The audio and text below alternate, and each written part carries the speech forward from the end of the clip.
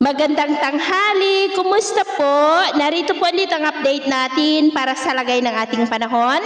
Ngayong tanghali po ng March 6, 2024 na kung saan sa ngayon ay walang anumang sama ng panahon sa loob at labas ng ating area of responsibility.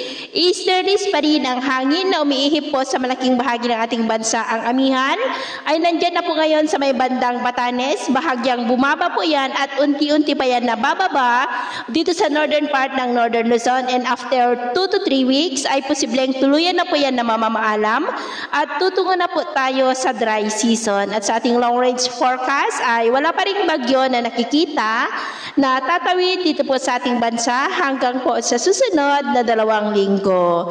At sa lagay ng ating panahon, ngayong tanghali ay maayos ang panahon sa malaking bahagi ng ating bansa maliban lamang sa mga tsansa ng maulap pa rin na kalangitan with isolated rain sa ilang bahagi ng Caraga, Misamis Occidental at South Cotabato.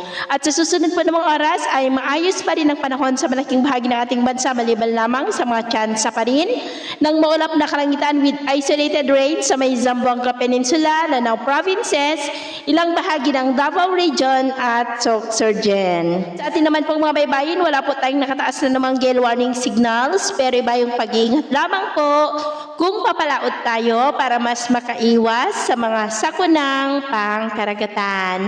So, yun po ng latest update natin sa araw na ito. At ako po muli si James na nagsasabing sa kahit anong pagsubok po na darating sa ating buhay, huwag na huwag po tayong mawawalan ng pag-asa. Thank you and God bless!